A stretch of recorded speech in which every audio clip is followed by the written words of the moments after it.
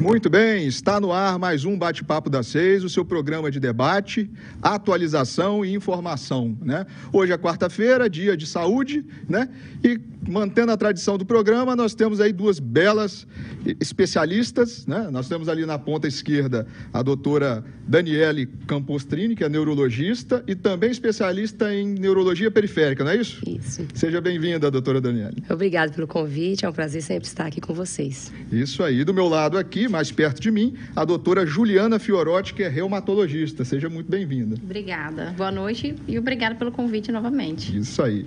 Bem, você pode nos assistir através do canal 16.1 na TV aberta, pode também nos assistir na Sky, na rede Sim FM, através da sintonia 106.1, no YouTube, no canal da TV Sim, no Facebook e todas as redes sociais, né? E é isso aí. Antes de a gente iniciar o nosso tema, que é muito importante e interessante, né, que eu tenho doença autoimune, então também vou compartilhar isso com vocês. O nosso tema é doenças autoimunes nas mulheres, né? E antes de falar sobre o tema, eu queria dar duas notícias de importância da área de saúde, que foi realizado semana passada o CTO Club, que é o 5º CTO Club. O que é isso, né? É um curso de atualização, né?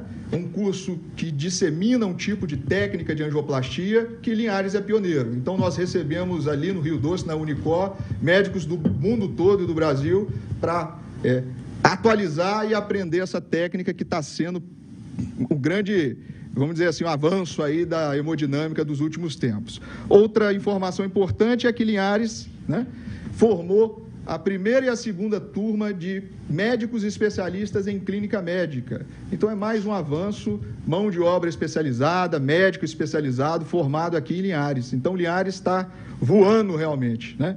E é isso aí. Então, vamos começar o programa com uma pergunta bem genérica, que é alguma coisa que confunde no meu consultório. Por exemplo, doutora Daniela, neurologista, fala um pouco para a gente da neurologia e quando procurar um neurologista. Bom, então, a neurologia é a especialidade médica, né, que vai estudar a parte do cérebro, dos nervos, né? Então, o sistema nervoso central, que vai ser composto aí pelo cérebro, pela medula, e pelo sistema nervoso periférico, que vai ser composto pelo nervo e músculo. Então, todas as doenças que vão envolver cérebro, dor de cabeça, Alzheimer, epilepsia, Parkinson, as doenças autoimunes, que a gente vai falar algumas, e todas as doenças que envolvem a parte periférica, as polineuropatias, dores, dormências, que envolvem fraqueza muscular, todo esse tipo de doença vai ser atendida pelo neurologista. A neurologia está no corpo todo, né? Sim. Da cabeça aos pés. Isso, da cabeça aos pés, isso aí. Não é só a cabeça, a gente acha esse paradigma, né? E a reumatologia, doutora Juliana? Quando que a gente procura? E eu acho que é mais difícil, né? É uma pergunta difícil. Também está da cabeça aos pés, né? Está em tudo, né? Porque é uma especialidade que abrange muita coisa, né? Abrange praticamente todos os sistemas. Então, assim, de forma mais genérica, as pessoas podem procurar o reumatologista também para alguns casos de fraqueza musculares. Então, assim, até que as especialidades se confundem, né? Dores articulares, dores na coluna, principalmente essas crônicas, né? Que não melhoram com exercício e tudo.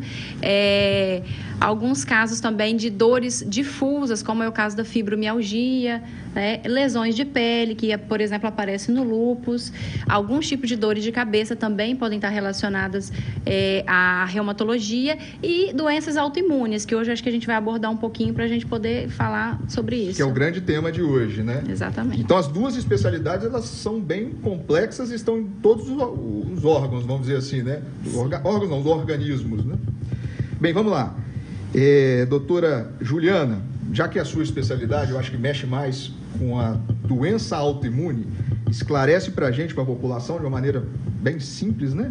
O que é a doença autoimune? Esse nome tão assustador, complexo, né? Assustador, É assustador, complexo, difícil para a gente explicar, e até hoje é algo que não se consegue elucidar 100%.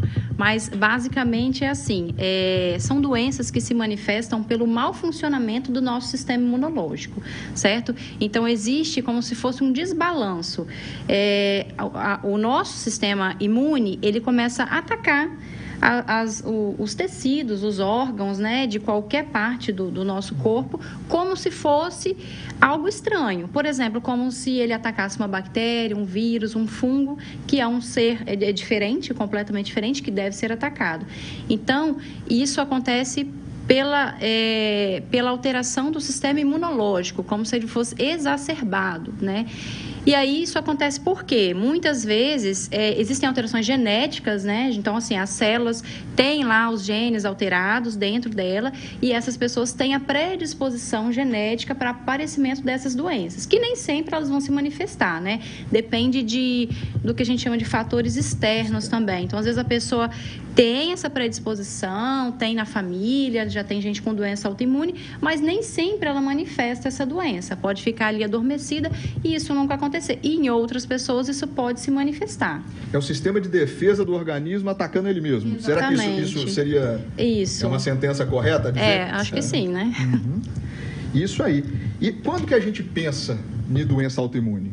Por exemplo, existem alguns sintomas muito patognomônicos, igual o médico fala, que tem a ver com isso ou não? Patognomônico a gente não pode dizer assim, mas são sintomas muito genéricos. Então, assim, a gente tem que chamar sempre atenção para aqueles sintomas que a gente chama de sistêmicos, que são importantes, como perda de peso, febre, muita mialgia, dor muscular, muita dor nas articulações, algumas lesões de pele que a pessoa não tinha e de repente apareceram, né, são novas, seja em qualquer parte do corpo, principalmente aquela que piora com a exposição do sol, lesões grandes, né? Perda de força muscular, dormências, dores de cabeça que ela não tinha antes e agora ela tem, e principalmente se tiver alguém na família. Então, assim, eu tenho alguém na família com lúpus, e aí eu comecei com esse sintoma, ou eu fiquei internada por um motivo muito grave e ninguém descobriu o que é, né? Porque existe muito isso, né? E, então, assim, vale a pena investigar nesses casos. O reumatologista e o neurologista é aquele médico que o paciente gira, aí cai na mão de vocês, faz o diagnóstico, né? E geralmente os diagnósticos mais, assim, difíceis, diferentes, eles percorrem muitos especialistas. Então, são internações estranhas, manchas, às vezes, na perna, dormências, fraqueza, perda de peso, uma febre estranha. E aí você vai juntando essas doenças autoimunes que nós vamos falar, tem vários tipos, né? Mas a gente tem que ir juntando como se fosse um quebra-cabeça mesmo. Porque são sintomas, às vezes, inespecíficos, mas aí você junta vários inespecíficos para começar a pensar numa doença autoimune. Juntar ali no leque de... É um quebra-cabeça. Eu vou fazer um relato pessoal comigo, quando você disse eu tenho doença autoimune, igual eu relatei. Meu pai tem psoríase. Isso foi uma questão que guiou bem a médica que me acompanha, né? Então é isso. Bem, e na neurologia, tem muita doença autoimune? Temos também doenças autoimunes e elas se misturam, né? Elas se associam, então se associam muito com as doenças reumatológicas e as doenças dos dermatologistas, as cutâneas. Então, igual você bem disse da psoríase, então às vezes a pessoa tem uma doença já estabelecida, já diagnosticada, começa a aparecer algumas características inespecíficas de dormências, como nós estamos comentando aqui, e às vezes é uma doença neurológica autoimune associada. A neurologia, nós temos umas bem conhecidas aí, que é a esclerose múltipla, né? Uma doença autoimune bem comum na mulher. Nessa época de Covid, aí nós tivemos as miopatias e os Guillain-Barré, também de origem autoimune, né? Então, temos algumas, mas Guillain-Barré, esclerose múltipla, miastenia graves, as miopatias são as mais comuns. As mais comuns, né? A esclerose múltipla, o que é esclerose múltipla, assim?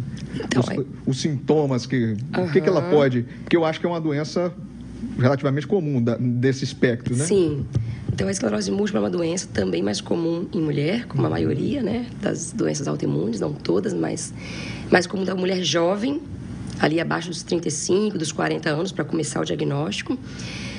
Ela se manifesta com surtos. Então, é o nosso corpo, né, é o nosso sistema imune atacando as células do nosso próprio corpo. Então, a pessoa manifesta com surtos. Como assim surtos? Surtos que muitas vezes vão parecer até um AVC. Então, a pessoa chega com um quadro súbito de perda de força, às vezes diferencia um pouco do AVC, porque a perda de força ela não é tão estabelecida, porque a esclerose múltipla nós vamos ter várias lesões desmielinizantes em pontos diferentes, do cérebro, da medula, da visão. Então, não é aquele AVC único, é como se ela tivesse um surto visual, perdeu parte da visão, passa um tempo, perde força de um braço, dormência numa perna, dormência na língua, às vezes até melhora sozinha. Essas doenças autoimunes, quando não tratadas, às vezes o nosso corpo ele é capaz mesmo de causar, assim, levar a melhora dos sintomas em 15 dias, um mês. Não a melhora total, mas ameniza os sintomas. É bem característico das doenças autoimunes. Um surto, uma piora. Aí, às vezes, sem tratamento dá uma melhorada, a pessoa acha que ela não tem nenhuma doença. Só que na esclerose múltipla isso vai se acumulando, né? Então, funciona na forma de surto. E quando a gente vai fazer os exames, o exame de ressonância é o exame que define a doença, né? Que diagnostica com mais precisão, você vai ter várias lesões desmielinizantes. Então, é uma doença autoimune, mais prevalente em mulher jovem e com lesões desmielinizantes na imagem. É como se ele estragasse o sistema de condução ali do sistema nervoso. Diferente do AVC, que vai ser uma lesão muitas vezes isquêmica ou hemorrágica, localizada, única e com um sintoma bem característico, a esclerose múltipla, o diagnóstico se torna um pouco, às vezes, mais tardio e mais difícil, porque é um sintoma, às vezes, mais brando e não é totalmente localizado, né? Às vezes pode pegar a área do equilíbrio e a pessoa tem uma esclerose múltipla parecendo uma labirintite. E por anos ela vai tratar como uma labirintite. Ou perda de visão, por anos vai tratar como um quadro oftalmológico, né? E aí, quando vai juntando oftalmológico, perda do equilíbrio, alteração, às vezes, da urina, do esfíncter, perda de força. Então, calma aí, vai juntando que você vai chegar num diagnóstico que não é... Como é complexo, né? Complexo. A medicina, ela é... E às vezes a gente se baseia muito em exame, né? Isso. Mas olha só a informação, né? A história clínica nas doenças autoimunes... É mais importante. Ela é muito importante. É essa junção de dados. E você disse que tem altos e baixos, né? Isso são os gatilhos ou não? Os gatilhos predispõem isso? Sim, pode acontecer. Os gatilhos que a gente chama é o seguinte: a pessoa que tem a doença autoimune, ela tem alteração genética, né, que já vai alterar o sistema imunológico dela, mas ela precisa de uma manifestação, de um fator externo, vamos dizer assim, para que essa doença venha a se manifestar. Então, é o que a gente chama de gatilho. Quais são os gatilhos? São os fatores modificáveis, né, que vocês chamam na cardiologia. Então, vamos dar um exemplo. Por exemplo, dentro da artrite reumatoide, a gente sabe que existe um gatilho muito importante, que é o cigarro. Então, por exemplo, aquele paciente que tem a predisposição, mas talvez se ele não fumasse, ele não desenvolveria a artrite reumatoide, né? Dentro da esclerose sistêmica, que é diferente da esclerose múltipla, uma doença principalmente de pele, que deixa a pele endurecida. A gente sabidamente tem a presença da sílica, então trabalhadores que trabalham com sílica e também, por exemplo, a prótese de silicone, a prótese mamária, que ela contém sílica. Então, muitos pacientes, a gente viu isso claramente. Eu me lembro na residência de um caso, que era uma paciente que ela tinha um fenômeno de Renault apenas, como manifestação, né? Que é aquela alteração que dá nas mãos, nos pés e algumas outras áreas do corpo, que é uma alteração vascular, que ela muda de cor, fica roxa, fica vermelha e branca. Igual a bandeira da Rússia. Igual a bandeira da França. Da França? E aí ela só tinha isso como manifestação. Ela fez o implante, colocou o silicone, né? A prótese, e aí... 2 meses depois, ela abriu um quadro importante de esclerose sistêmica, assim, um quadro até grave, né, com manifestação pulmonar e tudo. Então, para ela foi, sem dúvida, um gatilho muito importante, né. A obesidade também, ela é fator de risco e predisposição para algumas doenças. A microbiota intestinal, hoje em dia se fala muito nisso, ela também é um fator para o aparecimento das espondiloartrites, que no caso, por exemplo, da espondilite anquilosante ou da artrite psoriásica, que são os exemplos mais comuns, também é gatilho muito importante. Então, em relação com a alimentação, né? Que é um desbalanço que existe ali entre as bactérias boas, vamos dizer assim, e as bactérias que causam malefícios, que alteram o sistema imunológico, podendo ser fator que vai ser o gatilho dessas espondiloartrites, né? Então, o gatilho é para iniciar e não para ter o sintoma. Ele normalmente é para iniciar a doença. Iniciar a doença. Mas existem alguns gatilhos também que eles são para dá o flare da doença, né? Que é quando ela piora. A pessoa está bem e aí vem o gatilho e ela piora novamente. O caso clássico é a exposição à luz solar, que é um gatilho para o lúpus, principalmente de lesão de pele. Entendi. Ótimo. Isso aí, ó. Terminamos o primeiro bloco com a doutora Juliana Fiorotti, que é reumatologista, e com a doutora Daniele Campostrini, Azari Campostrini, que é neurologista. Eu estou aprendendo muito aqui. No segundo bloco, eu vou falar um pouco da minha doença imunológica, né? E aguardamos vocês no próximo bloco, falando mais sobre doenças autoimunes.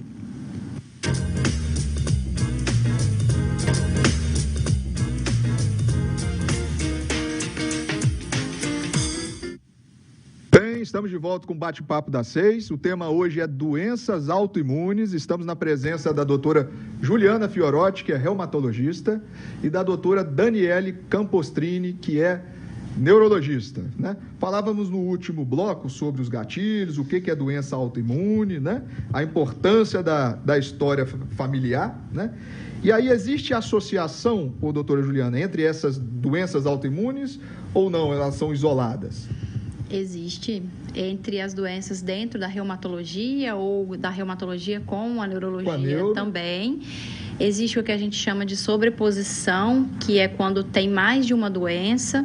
Vamos dar um exemplo aqui, lúpus e artrite reumatoide, ou lúpus e síndrome de Sjögren, né?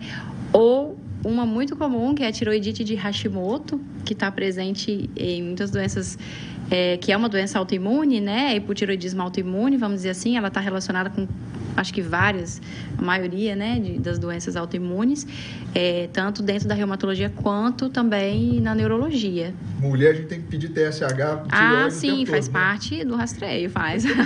O tempo todo. Aí sim é rastreio, não fã. E esse nome diferente, Sjögren, que doença é essa? A síndrome de Sjögren, ou síndrome seca, né? Síndrome SICA, que a gente chama, como o próprio nome fala, é uma síndrome reumatológica que acomete principalmente as glândulas salivares. Então, a pessoa sente a boca seca, ela não produz saliva. As glândulas também sudoríparas, a pessoa fica com a pele seca, né? Então a pessoa fica toda seca, vamos dizer assim. Os olhos também, então as glândulas lacrimais, normalmente a principal queixa é com relação aos olhos, que ficam secos, e aí isso pode evoluir até assim para úlceras, para ceratites, coisas mais graves. E aí às vezes a pessoa, como a Dani falou, procura primeiro o oftalmologista, muito comum por essa queixa, que o olho está muito seco, e aí começa a usar medicação, a pingar colírio, e aí ela pode ter outras manifestações também. Quais? Várias, porque como toda doença reumatológica é uma doença sistêmica, então pode acometer as articulações, a pele, o sistema nervoso central, o sistema nervoso periférico, como são as neuropatias, né? E assim, tem muitas manifestações, mas essas são as principais. São as principais. Né? E reverte isso? Vamos supor, com medicação volta ao normal? Depende, né? Assim, depende, né? Depende do grau de acometimento. Então, porque assim, as doenças autoimunes, como qualquer outra doença, ela pode se manifestar em diversos graus.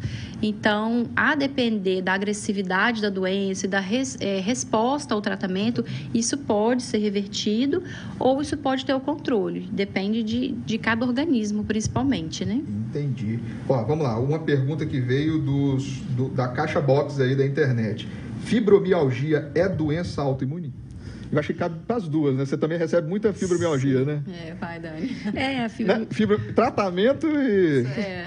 Não, então, a fibromialgia é mais uma doença também que percorre muitos especialistas, né? Eu acho que principalmente os ortopedistas começam recebendo a fibromialgia. São pessoas que têm muitas dores, vários pontos dolorosos pelo corpo. Vem junto as dormências, as parestesias, né? Fraqueza, fadiga, cansaço, às vezes atrapalha o sono, insônia. E junto, geralmente, tem um quadro aí ansioso, depressivo associado, né? Que a gente sempre comenta aqui que dor, fadiga, cansaço vai prejudicar o estado mental. Vai levar um quadro ansioso, depressivo. Um quadro ansioso, depressivo vai perpetuar todos esses sintomas. Então, vira um ciclo vicioso. A gente fala que a fibromialgia fica nesse ciclo de dor, depressão, dor, depressão. E aí, O diagnóstico não tem um exame específico. A gente faz, muitas vezes, o diagnóstico por um descarte, né? Faz exames reumatológicos, exames ortopédicos, neurológicos, a pesquisa de neuropatia, pesquisas de doenças reumatológicas, e não temos nenhum exame específico, nenhum exame positivo, geralmente. E aí nós vamos ter que abordar esse tratamento, é o tratamento da dor crônica. Descarta as doenças específicas, vamos tratar a dor crônica e muitas vezes vai precisar entrar a estabilização do lado emocional, né, que a gente fala, são as terapias, atividade física, medicamentos que envolvem o tratamento de ansiedade, depressão. Tudo isso, né? Uma coisa que eu acho que é bem comum também na população, que a gente não poderia deixar de falar, é do lúpus e da artrite, né? Artrite reumatoide. Né? O que é o lúpus? Aí sim é uma doença autoimune. Autoimune, diferente, né? Da fibromialgia. Que não é. O lúpus é uma doença sistêmica que acomete, né, o organismo inteiro. Também é uma doença autoimune, uma doença mais comum, muito mais comum em mulheres. Então, mulheres que estão na fase reprodutiva, entre 15, mais ou menos, e até menopausa, né, perimenopausa, justamente porque um dos fatores de predisposição, de gatilho, é a presença do estrogênio, que é o hormônio feminino, que está presente principalmente nessa fase, né, reprodutiva. Então, pode se manifestar... Existem vários tipos de lúpus, na verdade. Existe o lúpus que ele é restrito à pele, então vai dar somente lesão na pele, não vai dar dor articular, não vai dar alteração de exame de sangue. Então, muitas vezes é feita uma biópsia, né, e aí um estudo daquele tecido que foi retirado para fazer o diagnóstico. Isso é o lúpus de pele, que a gente chama, né?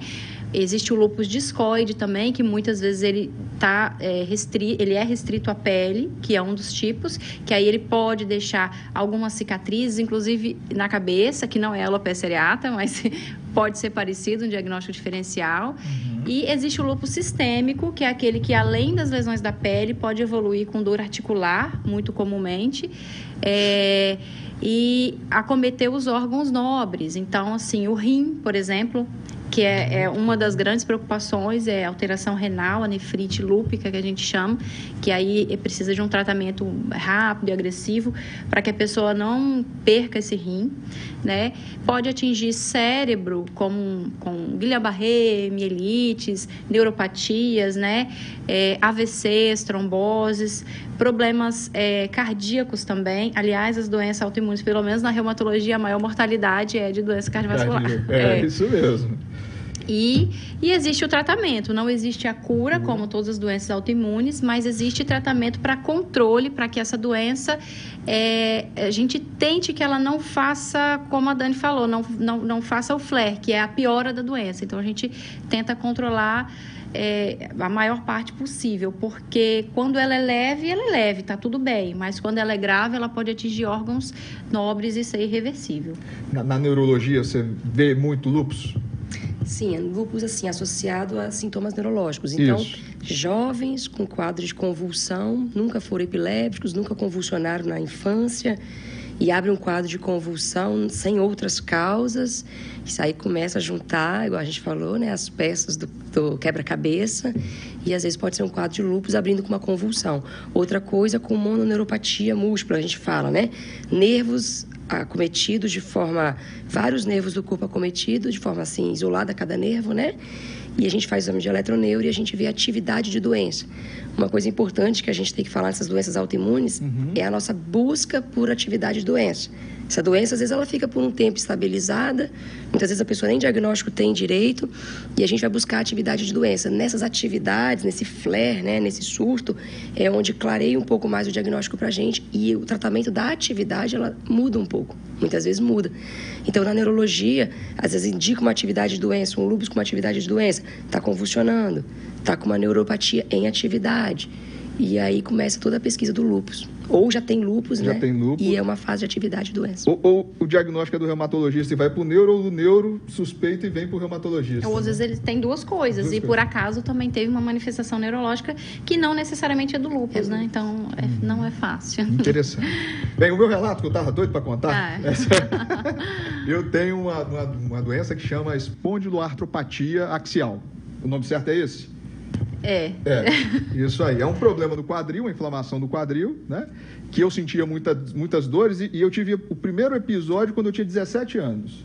Eu jogava futebol, tomei uma pancada e aí eu fiquei com essa dor, só que na época não foi diagnosticado e eu vim sentindo dor no quadril, em várias partes do corpo, na verdade, e eu achava que era excesso de trabalho. Até que num dia, no plantão, olha que interessante, no plantão eu dividia quarto com a Thaís Colodete, que é reumatologista. E eu tinha uma posição de botar a mão no quadril para aliviar a dor. Ela olhou aquilo e falou, opa, vamos lá no meu consultório que tem alguma coisa acontecendo de errado. Nós fizemos exame de tudo até que a gente chegou no diagnóstico. E aí tem a questão do rastreio, né? O meu rastreio foi todo negativo, não deu nada positivo, o diagnóstico foi clínico. Comecei a tratar tem 2, 3 meses, algo assim, 4 meses. E mudou por completo. As dores que era só no quadril, eu sentia dor o tempo todo, chego fadigado às vezes, e acabou que agora eu estou com uma medicação que resolveu grande parte do meu problema. Entendeu? Falta a sua parte, né? Falta a minha parte, exatamente. Falta a minha parte. E que é a questão da mudança do estilo de vida que eu ainda não consegui fazer do jeito que eu gostaria. Sobre essa sorologia, né? É importante, é fundamental ou não? Acabou que eu já dei até uma adiantada aqui na questão. Então, assim, depende muito do caso. Assim, o seu caso, olha o gatilho aí, você teve um trauma quando tinha 17 anos. Provavelmente é isso, você já tinha predisposição e aí esse trauma pode ter sido gatilho para você desenvolver a doença, né? Uma espondiloartrite, que eu não sei exatamente qual é a sua, mas é uma inflamação na região da bacia, na sacroilíaca, né? Que eu acho que teve alteração de exame de imagem, na ressonância, porém os seus exames de sangue são normais. Exatamente. É comum acontecer isso? Então, assim, dependendo do tipo de doença, até existe algum exame específico, mas na maior parte delas não existe exame específico. No seu caso, deve ter sido dosado o HLA-B27, que está presente na maior parte das pessoas que têm espondilite anquilosante, que eu não sei se é o seu caso. Cerca de 80%, 90% das pessoas têm.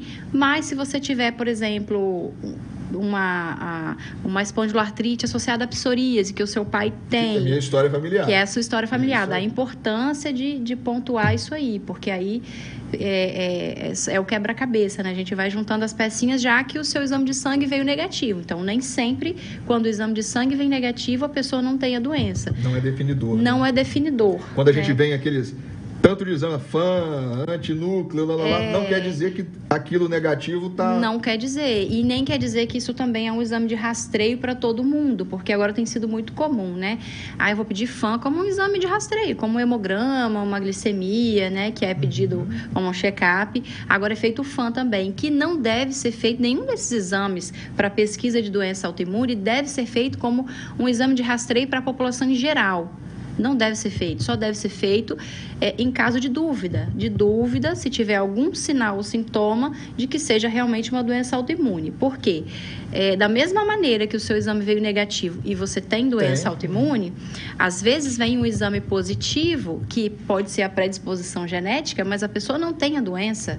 Pode ser que ela conviva com aquilo ali e não aconteça nada, né? Por exemplo, o FAM, que é muito feito hoje em dia, é um exame básico, vamos dizer assim, de rastreio dentro das doenças reumatológicas, principalmente lúpus, o Sjögren, né? E outras doenças. Ele pode estar presente na população em geral, que não tenha nenhum tipo de doença, principalmente nos idosos, né? E principalmente se ele vem um valor muito baixo e alguns tipos de características também que a gente olha no resultado do exame. Então, não quer dizer que é positivo e a pessoa tem a doença também. Depende de outras coisas. Outras coisas. O que a gente sempre fala aqui na medicina é o seguinte: a conversa com o médico, a história, o exame físico, esse que é o diferencial, né? E a gente não. A população, ela acredita muito valor ao exame, né? Então ela quer o exame para falar e geralmente não é. É o que aconteceu comigo, né? A história clínica, né, e as características que às vezes são inespecíficas, como nós estamos falando, né, no programa, ela é muito mais importante muitas vezes. Então, por exemplo, entrando numa outra doença autoimune, onde que recentemente eu tive um caso, era um paciente que entrou com um quadro de fraqueza, parecendo um AVC, só que era jovem. E aí a imagem não era de AVC, era uma imagem inflamatória. A gente sabe que essas doenças autoimunes, algumas, né, vão cursar aí com um processo inflamatório inespecífico, só que aí você vai começar a juntar características que esse paciente tem ao longo da vida. E aí a gente vê episódios de úlceras na boca, úlceras genitais, tratado algumas vezes como infecções genitais, e na verdade eram úlceras parecendo aftas, mas umas aftas maiores. E aí fez um quadro de tronco, né? Tronco cerebral, parecendo um AVC de tronco. E aí os autoanticorpos quase todos, assim, todos negativos, alguns vinham tocados, a gente tentava achar uma doença e provavelmente está caminhando esse diagnóstico, mas deve ser um quadro de BC, doença de BC. Isso aí, que foi uma pergunta da Mariana Moreno, lá de São Paulo. BC em mulheres. Acabou que você deu uma... Nesse caso é um rapaz, é um homem, né, jovem, que também pode acontecer. São úlceras que ele tinha já, convivia com elas, e abriu um quadro de sistema nervoso central, onde foi inicialmente pensado como um AVC, mas a imagem de tronco sugere uma imagem de inflamação, um quadro inflamatório. E todos os anticorpos negativos, mas aí está caminhando, né? Aí nós temos que tratar como uma doença autoimune, não como uma doença infecciosa, não como uma doença isquêmica, né? E esse ponto é importante. Quando você suspeita de uma doença autoimune, mais para frente nós vamos conversar sobre o tratamento muda. Então, às vezes, na suspeita clínica, com todos os autoanticorpos negativos, afastado infecção, afastado doença vascular, nós vamos ter que entrar num tratamento de doença autoimune. E como avançou o tratamento, né? Antigamente, eu acho que a gente só tinha corticoide e anti-inflamatório, basicamente, né? E o benzetacil, que era usado para quase tudo, né? Isso, para quase tudo. Agora você tem os imunobiológicos. Eu mesmo tomo uma vacina uma vez por mês agora e estou bem estável, né? A medicina evolui muito, né? Vamos lá. E vamos para as perguntas também, né? Já que a gente está quase terminando o segundo bloco. Vanderlei Agna, que ele é do Baixo Quartel, ele perguntou se a febre reumática na infância pode trazer problemas no futuro de doenças reumatológicas. Pode haver alguma consequência se ele tiver febre reumática na infância? Primeira coisa que a febre reumática, só para elucidar, ela não é uma doença autoimune, tá? Ela é uma doença infecciosa. Então, apesar de que a pessoa que manifesta, que tem essa doença, ela precisa também ter predisposição, né, para ter todas aquelas alterações. Então, normalmente é uma criança ou até adolescência, não é impossível ter no adulto, mas é muito menos comum, que tem a infecção de garganta, tem a febre, às vezes tem algumas lesões, alguns nódulos na pele, e eles têm dor articular, principalmente em membro inferior, pode ter artrite mesmo, com inflamação, né, e limitação até dos movimentos. E febre, né? Normalmente o quadro inicial é esse. A parte articular, então, sobre a parte reumatológica, não há consequências graves. Essa artrite, essa dor articular, ela vai se resolver em até 30 dias. Então, a pessoa que chega e fala, eu tenho uma dor no joelho, em qualquer parte do corpo, porque eu tive febre reumática da infância. Isso é um mito, isso não existe, porque a febre reumática não deixa sequela nas articulações. O que ela pode deixar de sequela no futuro são os problemas das válvulas cardíacas. Isso aí. Que, se eu não estou falando besteira, são as causas mais comuns de valvulopatia no Brasil, são as causas reumáticas, e as doenças neurológicas, né? Na verdade, a doença neurológica, que é a Coreia, né? Síndrome de São Vito, né? Isso, Coreia de Sydenham. Esses dias eu estava no pronto-socorro e eu vi, a colega falou, meu Deus, o que é isso? E o paciente foi por outro motivo, e ele estava tendo uma crise de coreia, né? Que são aqueles, a Dani pode explicar melhor, aqueles movimentos involuntários com a mão. Então, isso sim pode deixar sequela neurológica e cardíaca, mas de reumatológica, não. De dor articular, não. E os pais, às vezes, não entendem isso e tratam como se o filho tivesse fazendo pirraça, né, e etc. Mas são movimentos, quem assiste, quem tiver oportunidade de ir no YouTube aí e ver o que é essa Coreia, é muito interessante. Bem, e a consequência é mais para mim, né? Aí sobra para você. Acaba que a febre reumática é a grande maioria dos pacientes que fazem as trocas valvares, as plastias, né? Problema nas válvulas do coração. Bem, vamos lá. Terminamos mais um bloco do Bate-Papo das 6, esse é o segundo bloco. Estamos na presença da doutora Juliana Fiorotti, que é reumatologista, e da doutora Daniele Campostrini, que é neurologista. No próximo bloco, vamos falar um pouco mais sobre doenças autoimunes.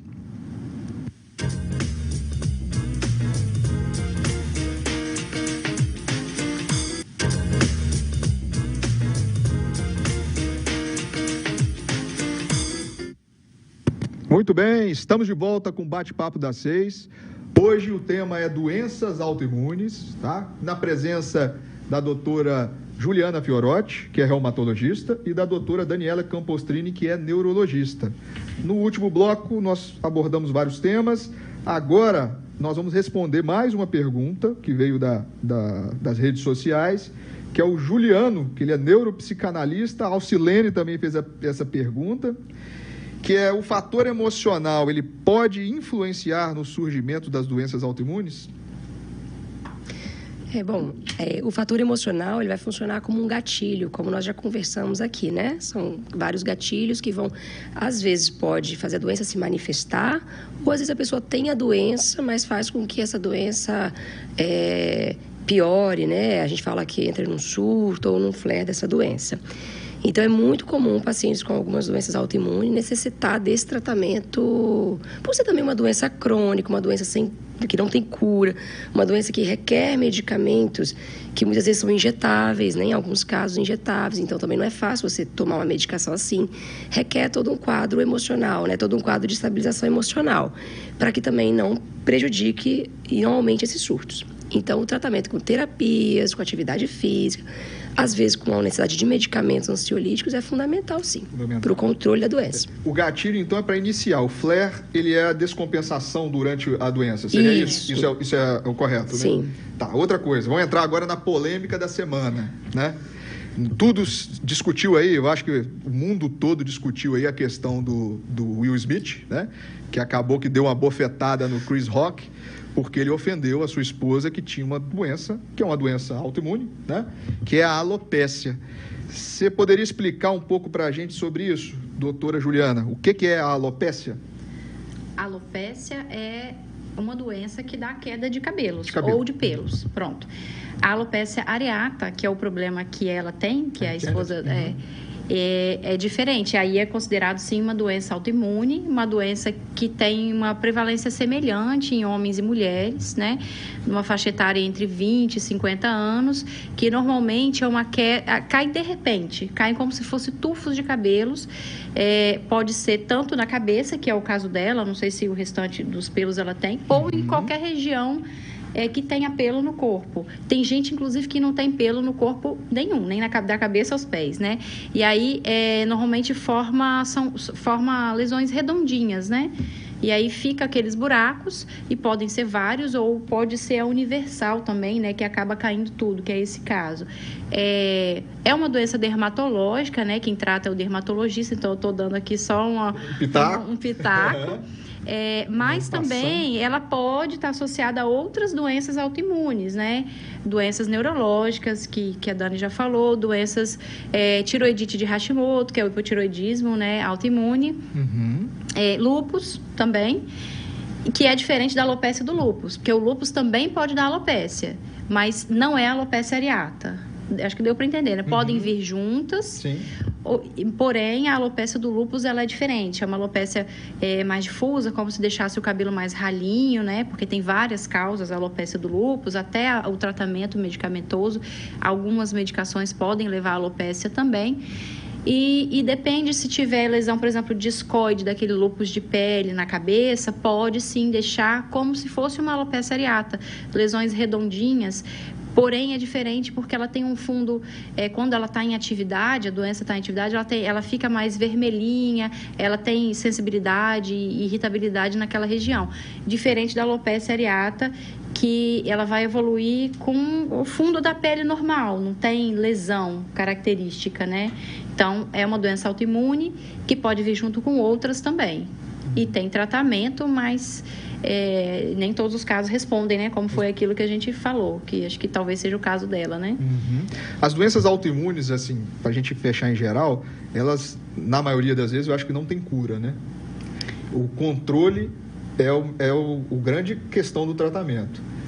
E você acha que tem muito abandono do tratamento por conta de não ter cura? A pessoa, ela vai e... Tem, porque a pessoa se cansa, né? Então, depende do tipo de tratamento, depende da facilidade que a pessoa tem de acesso à saúde, ao retorno ao médico, à realização de exames, ao uso da medicação, se ela entende aquilo como uma doença que ela deve permanecer o tratamento ou não, se ela não tem entendimento daquilo, porque existe isso também. Às vezes a pessoa abandona porque acha que está tudo bem, né? E tem doenças que são leves e realmente está tudo bem se ela abandonar. Mas existem doenças mais graves que não está tudo bem. Se ela abandonar, isso pode ser letal, né? O lúpus, né? O lúpus, por exemplo, tem suas diversas formas. Se ele evoluir de forma grave, ele pode levar... pode ser fatal. Então, essa é uma mensagem interessante para as mulheres, né? Para as doenças autoimunes. Tem que acompanhar, tem que ir no médico. Acompanhamento médico é o mais importante de tudo. É comum as mulheres perguntarem sobre gestação, né? Tem uma doença autoimune e aí eu posso engravidar? Lógico que isso é muito dependendo de qual doença, qual o momento que essa doença se encontra, né? Então, a gente sempre fala, assim, que é possível essa gravidez, né? Dependendo da doença autoimune. E só que tem que esperar o momento certo dessa doença. Tratar, estabilizar essa doença, uma fase que a doença não está ativa, porque o tratamento, ele muitas vezes, né? Pelo menos nas neurológicas, a gente tem que interromper o tratamento. Na esclerose múltipla, todas as doenças autoimunes, a miastenia, a gente tem que suspender o tratamento para a pessoa engravidar. A gravidez, ela é tida como protetora para a maioria das doenças autoimunes. Que ótimo, né? Então, na gravidez, muitas vezes elas ficam estáveis, então a gente deixa engravidar. No período de amamentação, algumas já começam a abrir os surtos da doença, as pioras da doença, e a gente precisa voltar com a medicação. Então, sempre essa pergunta surge: tenho doença autoimune, posso engravidar? Vai depender da doença e vai depender do estágio que essa doença se encontra. Mas é possível sim, acompanhando, tratando, a doença estabilizou, às vezes é possível sim. Tem que estar sempre com o médico. Doença autoimune tem que casar com o médico, né? O médico, o reumatologista, né? Isso aí. Bem, tem mais alguma pergunta? Assim, homens também têm doença autoimune? Eu sou um exemplo disso, né? Mas... Você é um exemplo. Dentro da reumatologia, você está no grupo do exemplo, né? Do grande exemplo das doenças que são mais prevalentes em homens, né? Que são as espondiloartrites. Acho que basicamente só BC, que é muito parecido também, né? Que é muito parecido em homem e mulher, mas realmente a espondilite anquilosante, que é o exemplo principal que a gente tem, é muito mais prevalente em homem.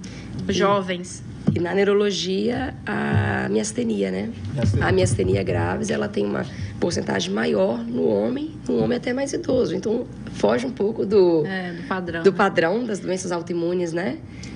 E a miastenia perde completamente o movimento, né? A miastenia... Eu lembro da minha época de interno, que eu tive um caso e, assim, era muito impactante, porque o médico fazia o remédio e ele voltava a mexer. Né? Não, a miastenia, a grande característica que a gente, como neurologista, é até estranho, porque a gente fica observando as pessoas o tempo inteiro, né? E tentando, sem a pessoa saber, procurar uma doença a pessoa.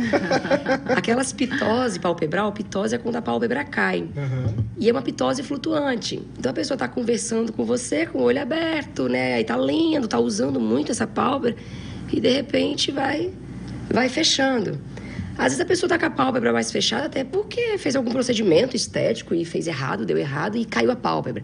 Mas a gente fica de olho nessa pálpebra caída, nessa visão dupla e naquela fraqueza. Aquela fraqueza quando você usa o músculo bastante. Eu vou fazer um exercício e, no final, eu estou muito fadigada. Então, a miastenia é uma doença autoimune. Tem mulheres jovens, mas principalmente em homens mais adultos, né, mais idosos, caracterizada por essa fadiga após o esforço físico, queda da pálpebra, visão dupla. Interessante. Foge das mulheres jovens só, né? Você achou alguma coisa em mim aqui? Não. É isso aí.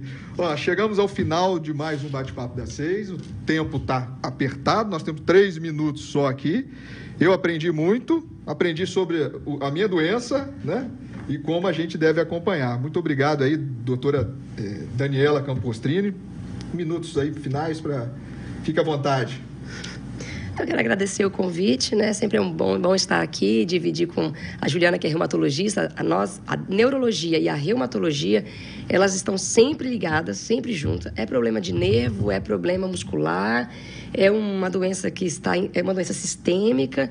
Então, nós estamos sempre... Vasculite, que nós não falamos aqui, né? Verdade. As vasculites que vêm com um quadro de fraqueza, mancha na pele, e a gente precisa ver da ajuda do reumatologista.